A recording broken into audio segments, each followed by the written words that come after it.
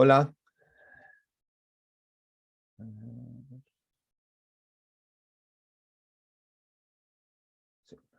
¿Qué tal? ¿Cómo están? Continuando con los webinars que hace el Grupo MON para las personas en general, incluidos nuestros clientes, ahora hemos considerado pertinente hacer nuevamente una presentación acerca de la declaración de beneficiario final que se tiene que presentar este mes de, de junio. Ya en quincena ya van a comenzar a presentarse la declaración. Es una declaración un tanto compleja porque básicamente, como vamos a ver a lo largo de la presentación, implica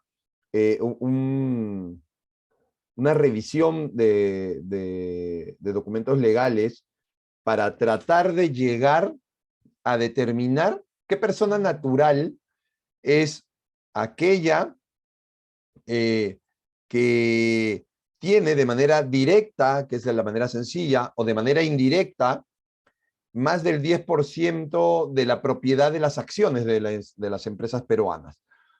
En este caso, yo diría que son dos los sujetos involucrados.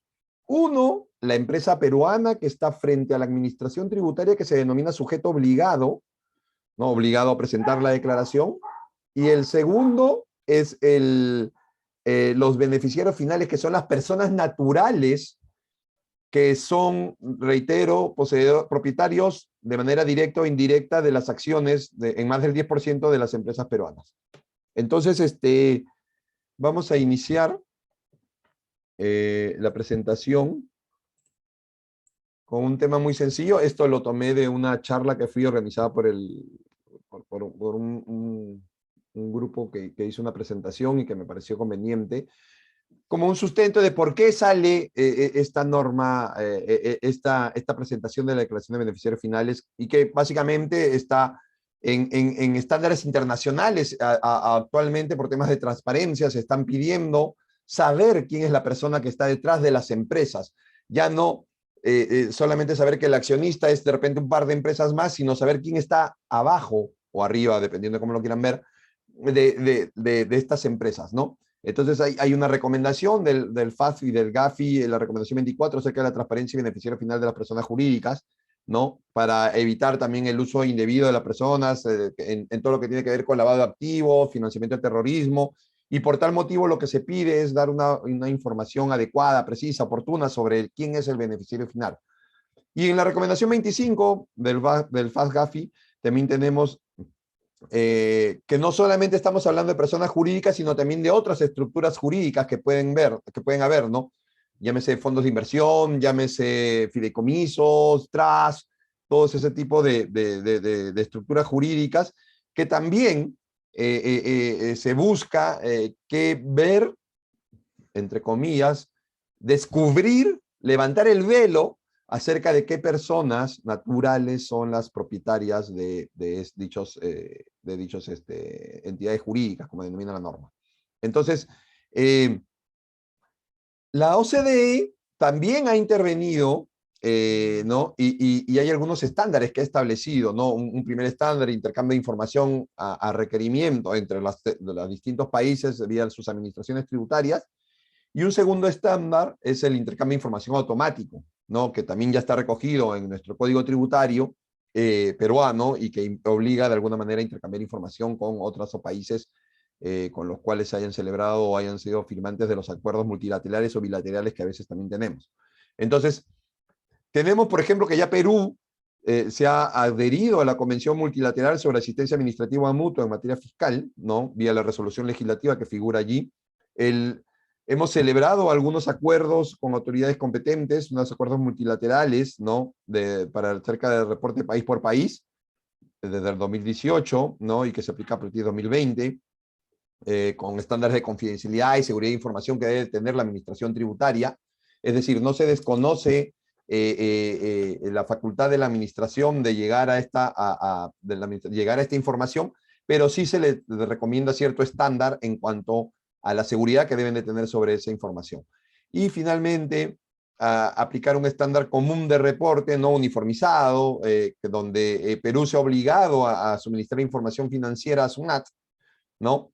Para que ésta a su vez realice el intercambio automático de información con otras administraciones tributarias. Recordemos que en Perú también se ha señalado que a partir de 7 UITs ya se tiene que informar, el banco tiene que informar acerca de los saldos promedios que tenga una cuenta bancaria de persona natural, de persona jurídica, a la administración, y obviamente todo esto forma parte de ese conjunto de informaciones que se van a finalmente intercambiar, ¿no? Y hacer más transparente entre todos este asunto. Como antecedentes normativos, ahí les señalo, básicamente todos esos hasta llegar al decreto legislativo 1372, que es el que nos lleva a la reunión actual. Entonces, vamos a tener finalidad, luchar contra ilusión y evasión, para asistencia administrativa mutua, para el tema de prevención y lavado de activos y financiamiento del terrorismo. Va a haber una obligación del beneficiario final de transparentar, de informar quién es el beneficiario final, perdón, incluso a personas o entes jurídicos que estén en proceso de disolución, liquidación o quiebra. El plazo de conservación establece el Código de Comercio, hace referencia al Código de Comercio, 5 años. Va a tener que presentarse una declaración jurada informativa, que es la que este año se va a presentar. La última que se presentó fue en el 2019, de ahí entró el COVID, ya no se hizo durante el 2020 y 2021, y por tanto SUNAT ha retomado este tema de la presentación. Y no solamente está referido a personas jurídicas, sino a todo lo que hablábamos de entes administrativos, ¿no?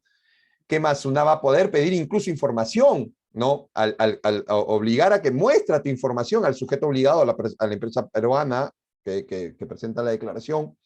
Puede SUNAT también incluso intercambiar información con la Superintendencia de Banca, con la Superintendencia de Mercado de Valores. Los notarios van a tener un acceso a SUNAT para entregar la información.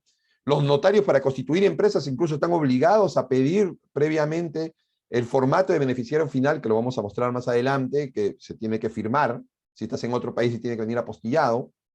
Y una particularidad de la norma es que habla del secreto profesional, porque claro, muchas veces comenzábamos nosotros a pensar si el secreto profesional no afectaba en esta situación.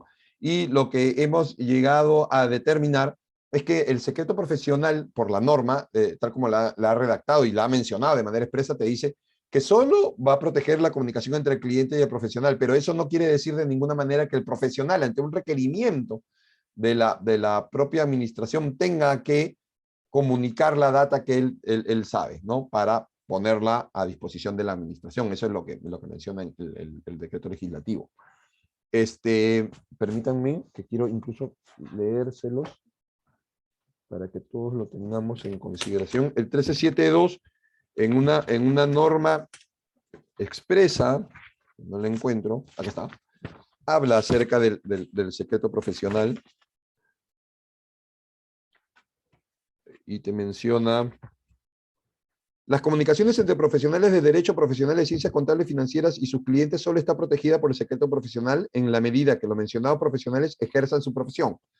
Los referidos profesionales, y esta es la parte importante, no podrán negarse a proporcionar información solicitada por las autoridades competentes, se entiende básicamente la administración tributaria, invocando el derecho al secreto profesional cuando actúen, entre otros, ¿no? O sea, te puede ese supuesto. Si tú, profesional, actúas como un titular de empresa, socio, accionista, participacionista, representante legal, apoderado, administrador, director, miembro del consejo directivo, u ostentan alguna calidad prevista en una norma que señala, no te puedes negar. Eso no puedes decir, no, secreto profesional no lo voy a dar. No, si tú estás, como normalmente se venían haciendo en el Perú, constituyendo empresas, formando parte de directorios de empresas, entonces esto te va a incluir también a ti. Normalmente abogados, a veces contadores o cualquier otro profesional, entiendo yo.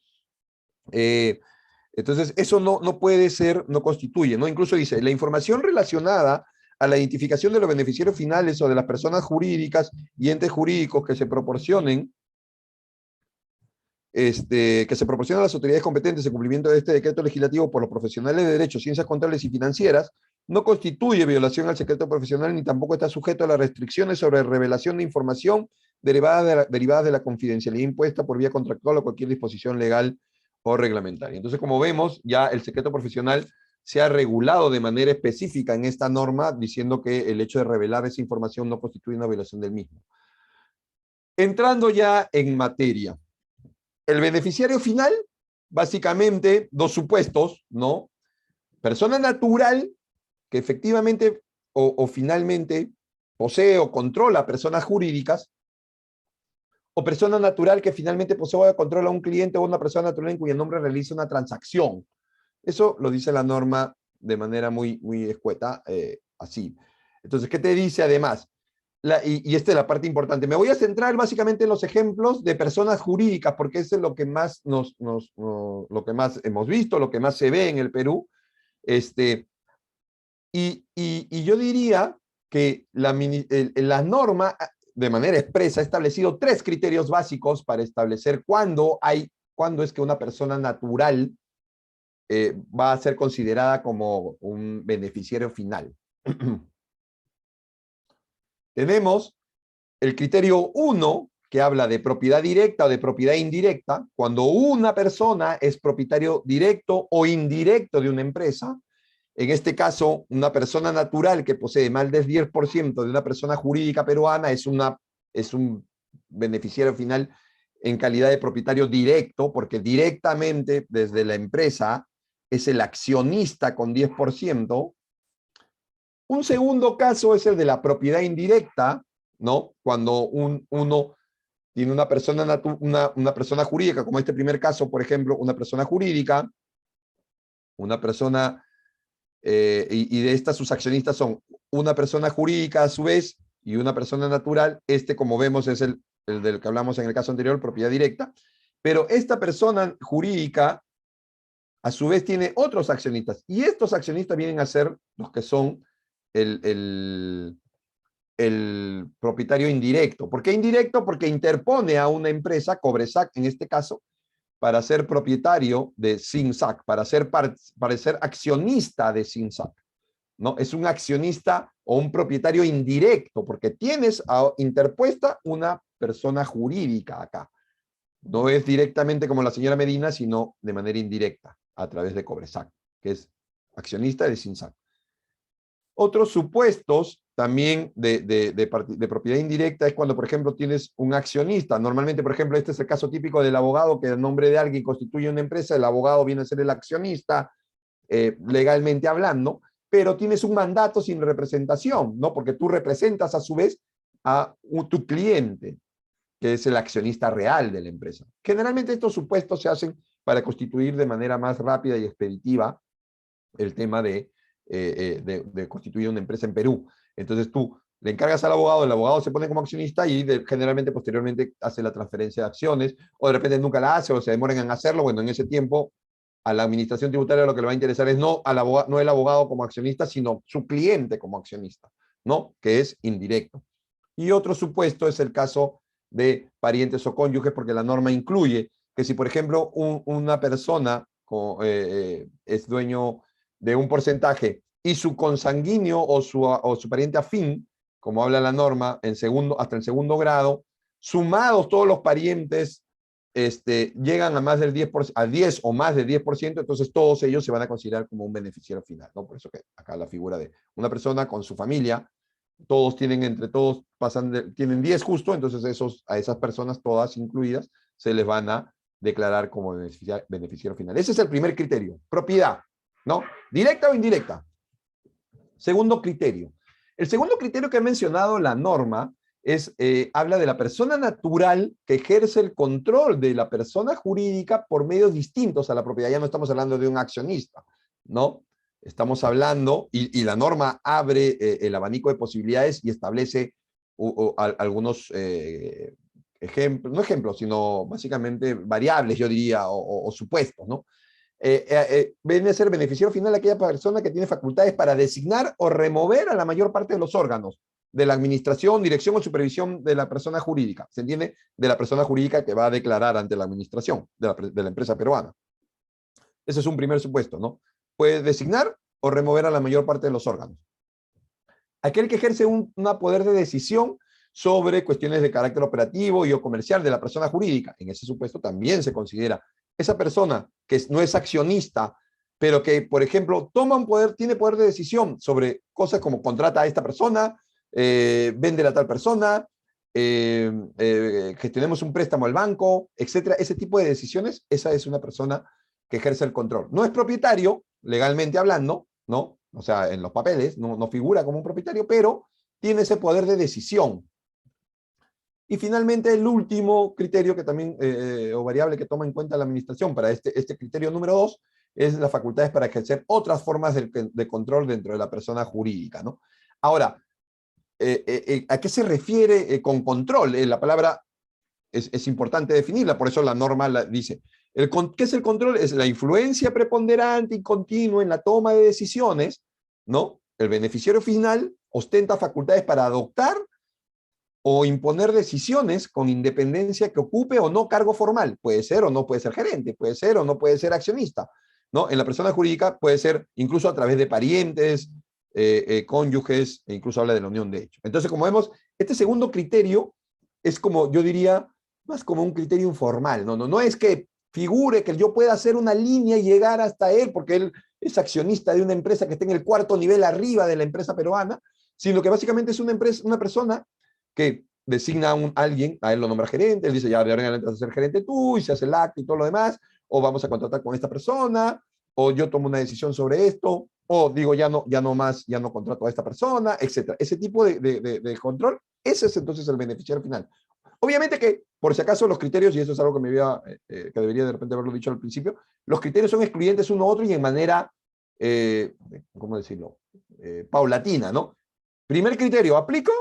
¿Tengo una persona que sea accionista o propietario de manera directa o indirecta? No tengo, ya, paso al segundo criterio, a la persona que ejerce el control, con alguno de estos supuestos. Y un criterio tercero, si es que no cumplo el primer criterio no he encontrado a nadie, no encuentro tampoco a ninguna persona que tenga el que cumpla con el segundo criterio, paso a un tercer criterio, que es el criterio que denominamos en doctrina residual, ¿no? El criterio 3, que es aquella persona natural que ejerce el puesto administrativo superior dentro de la empresa peruana, dentro del sujeto obligado a presentar la declaración jurada de beneficiario final.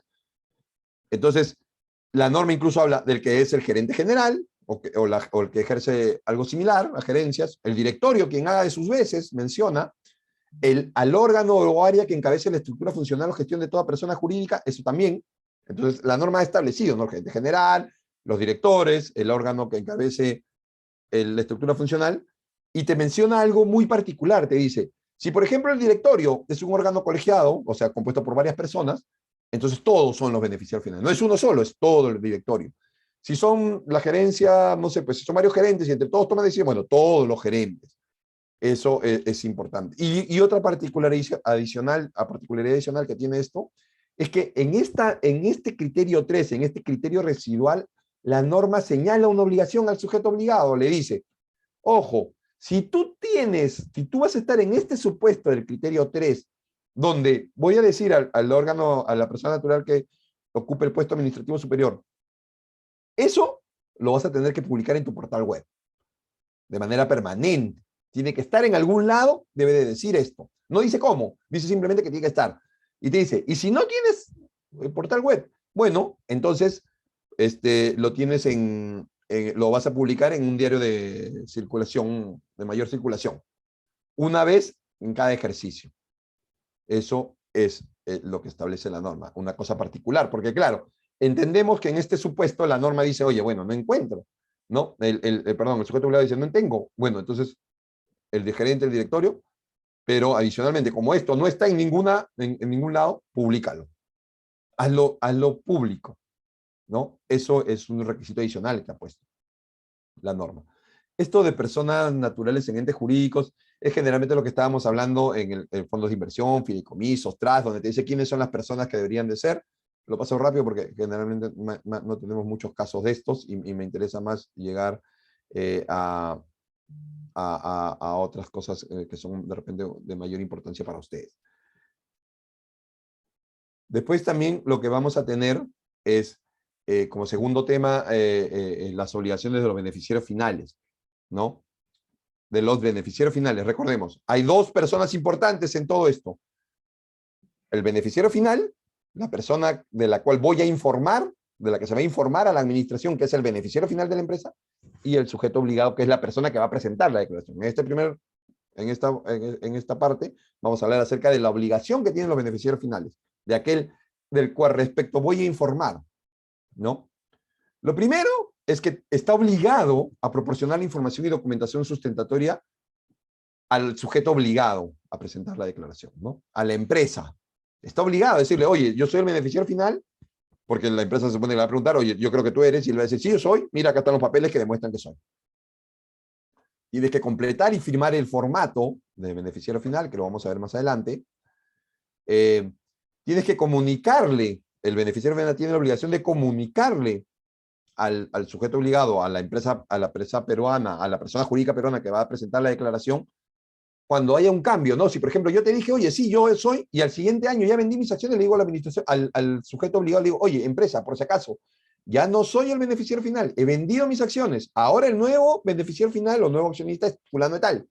Y manda su formato, donde dice, ya no soy, el nuevo tiene que declarar que él es, y para esto se tiene un plazo de 30 días hábiles desde que ocurre el cambio, ¿no? Interno, todo esto es interno, porque acuérdense, esta obligación del beneficiario final es básicamente con el sujeto obligado, es una relación interna entre el sujeto obligado y el beneficiario final. El beneficiario final tiene que reportar al sujeto obligado, que a su vez va a reportar a SUNAT. Entonces, hay un plazo, 30 días. ¿Por qué hay un plazo? Porque a su vez, el sujeto obligado, si ha habido un cambio en la estructura de los beneficiarios finales, ¿no? Él tiene a su vez que está obligado, valga la redundancia, a decirle a la administración tributaria, oye, ha cambiado, ¿te acuerdas que te dije que el señor X era el beneficiario final? Bueno, ya no lo es, presento una nueva declaración jurada dentro de los 30 días que tenía de la presentación del formato que me hizo el beneficiario final nuevo o del antiguo, el que me comunica el cambio, y vengo a decirte que el señor X ya no es, ahora es el señor Z, por si acaso. Y presento mi declaración. Eso es básicamente la obligación que tiene el beneficiario final, la persona respecto de la cual se va a brindar a su vez información a la administración. Una obligación con el sujeto obligado, que es quien finalmente responde a la administración presentando la declaración. Entonces, empieza por ahí, ¿no? Firmar el formato de beneficiario final es el primer paso de toda esta cadena de acciones que va a ocurrir para llegar a la presentación final de la declaración jurada de beneficiario final. Todo va a empezar por el formato. ¿Por qué el formato? Porque el formato va a ser el que le da la materia prima al sujeto obligado para preparar la declaración jurada a ser presentada a la administración.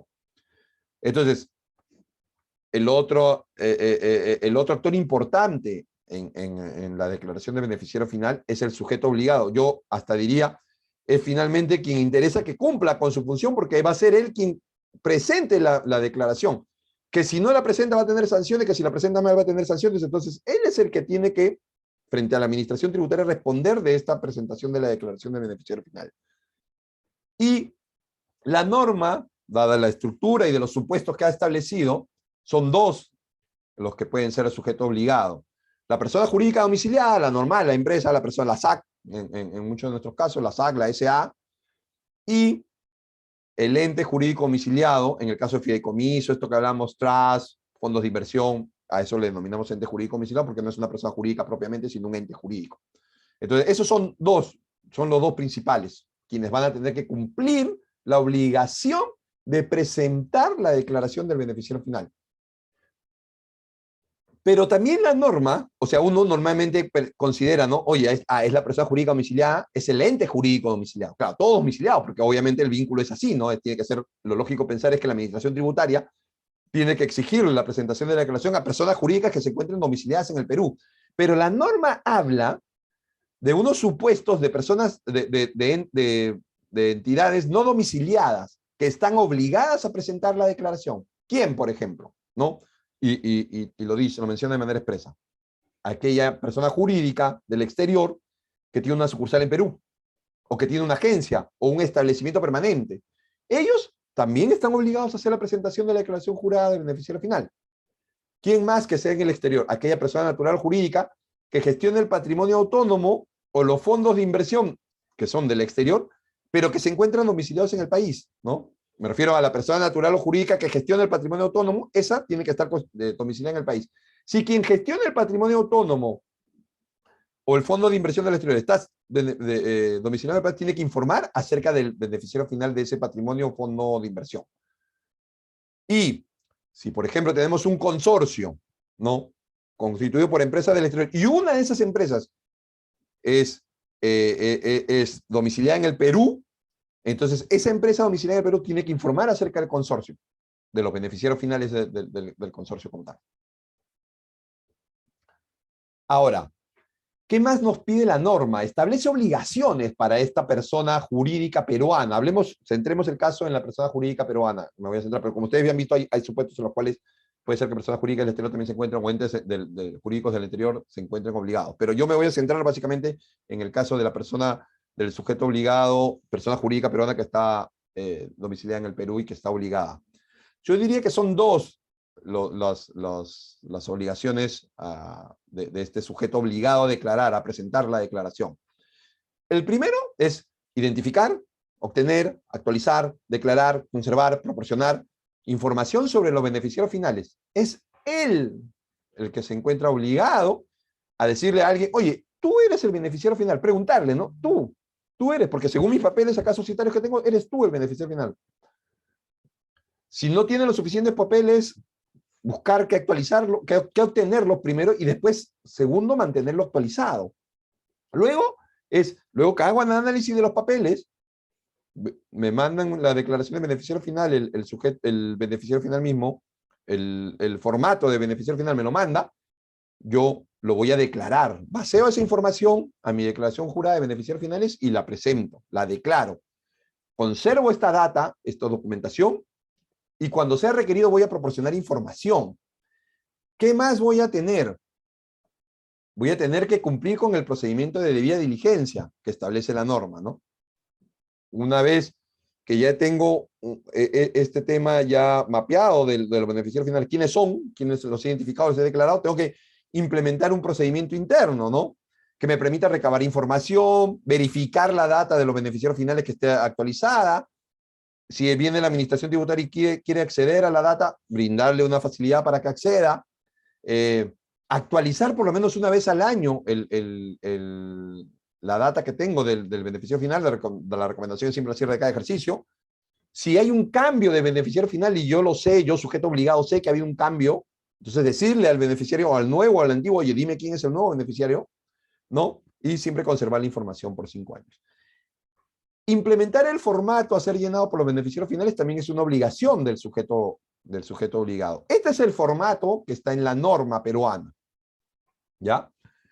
Y que es el que el beneficiario final tiene que firmar, y que incluso la norma dice que tiene que venir firmado y apostillado si es que se trata de alguien del exterior. Este es el formato que el beneficiario final le va a presentar al sujeto obligado. Y ahí, a partir de ahí es que va a iniciarse todo, va a poder armarse, va a tener información suficiente el sujeto obligado para preparar y presentar la declaración jurada de beneficiario final. Es muy sencillo. Aquí básicamente son los supuestos, los criterios que hablábamos, ¿no? Si es una persona de propiedad, por propiedad directa o indirecta, si es de control, si este es este es el supuesto de la máxima autoridad administrativa, esta que hablábamos, ¿no? Luego, acá se van a llenar, lo otro es para entes jurídicos, de acá todos los nombres completos, país de residencia, fecha de nacimiento, DNI, todo esto. Incluso te piden si eres casado, soltero, te piden incluso el nombre de tu cónyuge, el DNI de tu cónyuge, qué régimen patrimonial tienes, si es sociedad de ganancieras, sociedad de patrimonio, de patrimonios autónomos, ¿no? Ese tipo de cosas, la relación con la persona jurídica, todo eso se tiene que llenar, toda esta data tiene que ser llenada, ¿no? Si eres cadena de titularidad, cuando habla de cadena de titularidad estamos hablando de aquel supuesto en el cual el accionista no es accionista directo del sujeto obligado, sino que está interpuesta una persona jurídica o varias personas jurídicas están interpuestas allí. ¿Qué más? Los datos de las personas jurídicas, el ente jurídico. Después el otro supuesto es el beneficiario por control, ese que hablábamos también en el supuesto, etcétera. Y ahí es donde viene la firma de esto. ¿Qué más?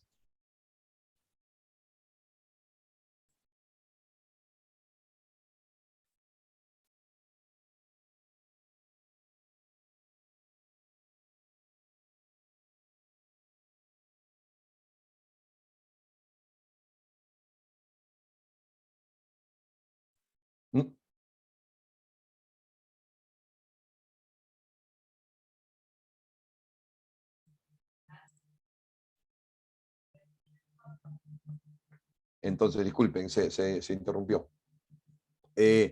Hablábamos del formato de beneficiario final. Esto es importante porque los documentos, la propia norma, esto por si acaso es una copia de lo que la norma dice.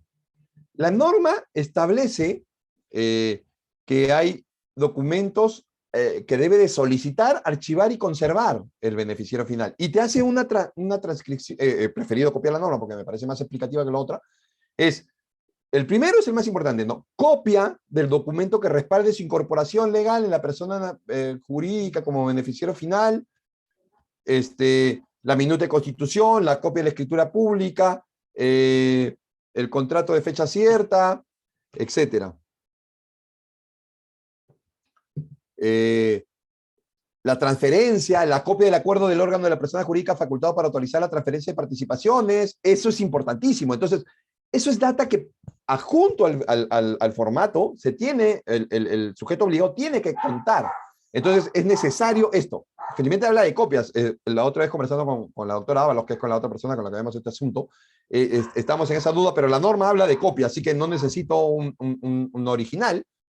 Si es original, mejor, obviamente, pero me habla de una copia, ni siquiera me pide una copia certificada, me habla de copia. Entendemos que esto está muy vinculado a todo lo que es la ley de procedimiento administrativo general, que habla acerca de que la documentación que uno presente, la administración tiene que confiar en la documentación que uno presente, por tanto, no es necesario que esté legalizada, pero obviamente que convendría más tener los originales o una copia legalizada, ¿no? Incluso habla de copias. En el segundo numeral pueden ver que habla de la constancia del pago del medio utilizado cuando se compró, cuando pasas a ser un nuevo accionista de empresa, etcétera, te pide la copia del pago.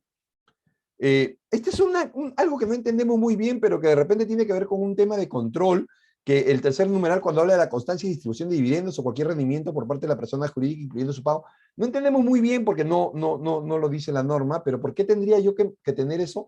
Pero podría ser que, por ejemplo, si hablo de alguien que controla una empresa y quizás los dividendos, a pesar que no es accionista, le llegan de alguna manera a él, podría ser que de repente eso también pueda servirlo, ¿no? Bueno, y la copia del título o del certificado que acredite su condición de socio accionista.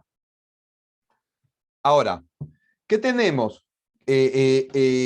Habiendo ya dicho esta parte que es más teórica y poniendo los supuestos y todo lo demás que establece la norma, ¿qué ha pasado? En el 2019 se presentó la declaración de beneficiarios finales, pero solo los que eran principales contribuyentes. Para el año 2021, 2020 y 2021 no se presentó ninguno, pero en este año, en marzo del 2022, con la resolución 041-2022, la administración establece una obligación que va a ser cumplida tanto en el ejercicio 2022 como en el ejercicio 2023, como en continuación podemos ver. Y establece y dice, ya se olvida de hacer esa clasificación entre principales contribuyentes o medianos y pequeños contribuyentes y habla solo de un criterio. Y el criterio es ingresos netos, ¿no? Y te dice, los ingresos netos, establece tramos, ¿no? Si tienes un ingreso neto mayor a 1000 UITs, ¿no? En este caso 4000, UIT del año pasado, por si acaso, 4.400 es la UIT, la multiplicamos por 1000, 4.400.000. Si tus ingresos netos han sido mayores a 4.400.000 soles, estás obligado a presentarlo en el tramo 1. Si tus ingresos están entre 2.200.000 soles y 4.400.000, estás obligado en el tramo 2. Y aquel que haya tenido ingresos por montos mayores a 1.380.000 hasta los 2.200.000, entonces está en el tramo 3. Y el tramo 1 te dice, lo vas a presentar con la declaración de mayo, que es en junio, este mes, ¿no? La del tramo 2 lo vas a presentar en agosto, que se presenta en septiembre, y la del tramo 3 finalmente la vas a presentar en mayo del próximo año. Ojo, ¿cómo se determina los ingresos netos? Los ingresos netos se determina así. La norma que se aprobó en marzo de este año establece que esto vas a comparar tu declaración jurada anual del año, ciertos casillas de la declaración jurada anual del año, ingresos grabados, ingresos no grabados, etcétera, las sumas y te va a dar un monto. Y ese monto lo vas a comparar con tu declaración mensual, con tus 12 declaraciones mensuales del año también pasado. el 621, la presentación de la declaración mensual, vas a sumar los ingresos de todas esas casillas que también establece la norma y vas a comparar y vas a tomar el mayor para que sea el monto de referencia y ubicarte en alguno de estos tres tramos. Hay una discusión a nivel doctrinario sobre si, por ejemplo, aquella persona, PRICO, principal contribuyente, que presentó en el 2019, ¿tiene que volver a presentarlo este año? Nuestro criterio es que sí, porque como la norma del 2022 no hace ninguna diferencia entre principales contribuyentes y medianos y pequeños contribuyentes, no tendríamos por qué asumir que aquel que lo presentó en el 2019 ya está exonerado, ¿no?, de presentarlo este año, porque la norma no lo dice de manera expresa. Entonces no podemos interpretarlo así. Hay algunas interpretaciones que dicen, no, aquel que ya presentó no tiene... No, nosotros consideramos que eso es equivocado, que no debería de ser eso porque la norma no lo dice. Y ojo, que no hay un pronunciamiento de la Administración Tributaria expreso sobre eso y que podría ser que incluso el no presentarlo, como vamos a ver más adelante, tiene sanciones y son bastante fuertes. Entonces, ganarse una multa por un tema de simplemente no presentarlo, porque yo considero que como ya lo presenté en el 2019, no debe presentarlo de nuevo, nos parece a nosotros erróneo. ¿Cómo se hace la presentación? Si es uno solo el beneficiario final directo, dice la norma, se hace un formato simplificado. El formulario que se usa es el formulario virtual 3800. Pero si estamos hablando de ejemplos como los que hemos visto antes, donde interpones una empresa, etcétera, o que son de control, ese tipo de cosas, cadena de titularidad es aquel caso en el cual tenemos una persona interpuesta que a su vez llega a otra y hasta el final llega, se resigna al beneficiario final, o cadena de control, eso que hablábamos del que ejerce control en la empresa. En esos casos se tiene que presentar el formulario virtual 3800 que viene además con un archivo Excel. Un archivo Excel que es donde tú llenas la data, generas el archivo plano, lo subes a SUNAT y eso va acompañado de otro archivo Excel, por si acaso, porque la norma acá, como está en la página web de la administración, ustedes van a ver que es muy parca, pero en realidad son dos Excel los que se tiene que hacer. El Excel datos de cadena de titularidad y cadena de control y uno donde tú especificas los datos de los accionistas, la data de los accionistas, que es muy sencillo de llenar. El segundo, porque el primero es un poco complicado a veces. ¿Ya? ¿Qué información te piden? Básicamente estas son las variables que cuando tú vas llenando el Excel se van desplegando y te van pidiendo qué tipo de red, dónde vives, tu tipo de identidad, tu número de documento de identidad, tus apellidos, tu país de residencia, tu nacionalidad, tu fecha de nacimiento, la relación con la persona jurídica, te pide el teléfono, el correo electrónico, el estado civil, el cónyuge, el nombre, etcétera, etcétera, etcétera. ¿Ya?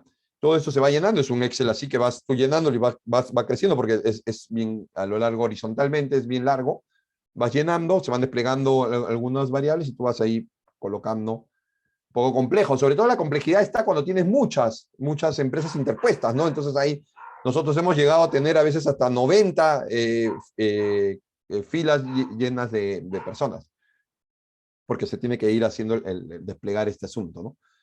Algo que también nos parece importante señalar es el tema de las infracciones y sanciones, ¿no?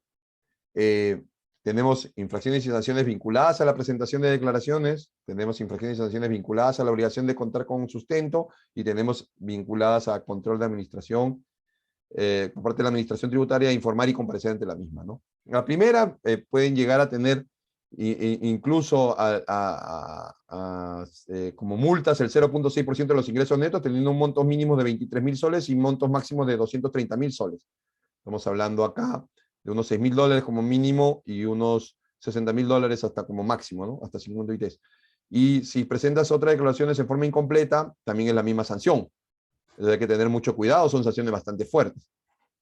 Vinculadas a la obligación de contar con sustento, recordemos que tengo que tenerle el sustento que demuestre cómo es que llevo esto. Bueno, eso también tiene, no conservar los libros. Por ejemplo, si viene la administración y digo, no tengo la data, 3% del ingreso neto, me van a poner 13.000, casi $4.000 de multa, hasta 115.000, que serían unos $38.000 más o menos, ¿no? O no conservar los sistemas o programas electrónicos de contabilidad, etcétera, que tenga que ver con todo lo que es beneficiario final, también tienen su multa muy similar a la anterior. Y también existen multas vinculadas a al tema de control de la administración, informar y comparecer ante la misma, ¿no? Que eso sí tiene también igual una mezcla de la primera 0.6% y hasta 0.3% también. Entonces, como vemos, el tema es bastante complejo. No es que, no lo presento y no pasó nada. Entonces, lo que hay que hacer es básicamente cumplir en fecha, llenarlo de manera correcta para evitar este tipo de multas o sanciones, ¿no? Otra cosa importante a tener en consideración también es el tema de tener el tema de que si no se cumple, porque se modificó el Código Tributario y se estableció, que si no se cumple con presentar la declaración jurada informativa, es un motivo de nombrar como responsable solidario de las deudas de la empresa al representante legal de la empresa. Se ha ampliado el supuesto de responsabilidad solidaria y se ha dicho, se ha incluido que si no se cumple con presentar la declaración de jurada informativa del beneficiario final, el representante legal es responsable solidario. Y eso, si bien está dicho así, uno pensaría que es por el tema de repente de alguna deuda que pudiera haber, por dejar de pagar un impuesto. No, pero si lo analizamos de una manera más, con casos más complejos, podría incluso hasta la deuda de la multa ser responsable solidario representante, porque pueden nombrarlo. Yo administración tributaria, detecto que alguien no ha presentado y lo que voy a hacer inmediatamente es decirle, oye, ¿no has presentado? Responsable solidario el representante también. Y posteriormente emito la multa.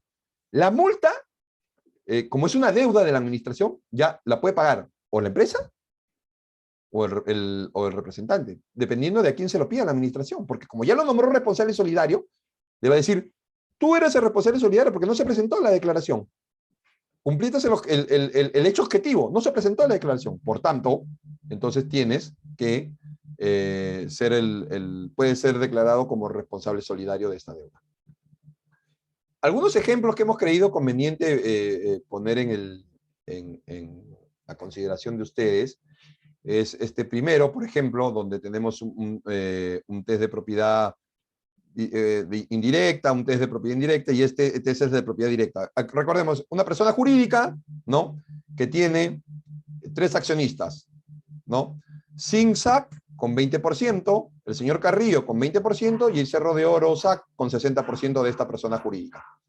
Entonces, SINSAC a su vez tiene a 2 accionistas, Cobresac, una empresa, y la señora Medina, una persona natural, y Cobresac a su vez tiene 3 accionistas más, ¿no? Y cada uno, estos representados en rojo son el porcentaje que es respecto de Cobresac, del total de Cobresac.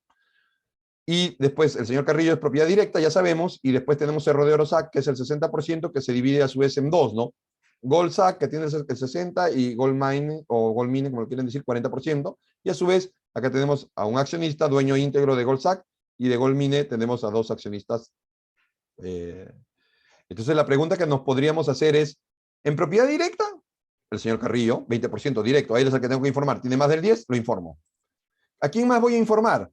Voy a informar en cadena de titularidad, ¿no? Al señor Vargas. ¿Por qué? Porque el señor Vargas, miremos acá el supuesto, tiene el 36% de la empresa. ¿Cómo llegamos a ese detalle, esto que dice acá, 36%? Porque mire, Cerro de Oro tiene el 60% de la empresa, del sujeto obligado. Goldsac tiene a su vez el 60% del 60%. Entonces, y el señor Vargas es el íntegro el dueño de Goldsac. Entonces, el 60% del 60% viene a ser el 36%. O sea, el señor Vargas tiene de manera indirecta, es propietario, poseedor de manera indirecta del 36% de esta persona jurídica. Es el 60% del 60%. Y en el otro caso, ¿qué otra persona tiene? Viene a ser la señora Alba, porque tiene el 70% del 40 y el 40 del 60, lo cual te da un 17%, ¿no? Haciendo las operaciones, te llega el 60% del 40 y el 40 del 70, ¿no? Eso viene a ser el 17%. El señor Ibáñez no llega a esa, tiene menos del 10%. Entonces, esa es la manera como se tiene que hacer la operación para poder llegar en este tema de test de cadena de titularidad, lo que hablamos, ¿no? Tiene interpuestas varias personas y vamos haciendo la operación matemática hacia abajo. En este caso en el que, por ejemplo, tenemos una persona jurídica con acciones sin derecho a voto, el señor Carrillo tampoco no tiene derecho a voto, el Cerro de Oro tampoco tiene derecho a voto, no hay gente que tenga derecho a voto en esta. Entonces no hay un control directo de la empresa. Lo que hay es que vamos a tener que el señor Vargas tiene la posibilidad dentro del estatuto de designar, remover, vetar a la mayoría de los miembros, ¿no? Entonces, si tengo esto, lo voy a informar a él, porque él es el que ejerce el control de la empresa. Los demás no, porque no tienen derecho a voto en la empresa. Entonces, a él es a quien voy a informar como beneficiario final. Dicho todo lo anterior, este es un cuadro final resumen de cómo es si tengo, si no tengo, no, si tengo, identifico al beneficiario final, declaro y luego que reclaro, hago la revisión, regularización y presento la declaración. Si no identifico, declaro el puesto administrativo superior, no cumplo con el supuesto de debida diligencia, y si no, no declaro y voy a tener una multa y incluso el responsable solidario. Bueno, como vemos, el tema de responsabilidad solidaria es bastante, perdón, el tema de la declaración de beneficiario final es bastante importante. Es sumamente necesario cumplir con la misma, y en MON los podemos ayudar con esto. Este tema del análisis de la declaración de beneficiario final está a cargo de la doctora Jessica Ábalos, encargada del área corporativa del estudio, y mío, de manera conjunta analizamos caso por caso, ¿no? Y preparamos, llegamos incluso a la preparación de la declaración y presentación de la declaración de beneficiario final con los dos archivos que hablábamos, ¿no? El archivo que genera los archivos planos y el archivo donde se basea toda la información acerca de los beneficiarios finales. Esto es lo que queremos compartir el día de hoy con ustedes. Esperamos les sea de ayuda, y para cualquier cosa están nuestros correos por si necesitan comunicarse con nosotros. Desde ya agradecemos su participación y será hasta otra oportunidad. Muchas gracias a todos y tengan todos buena semana y que todos estén muy bien. Hasta luego.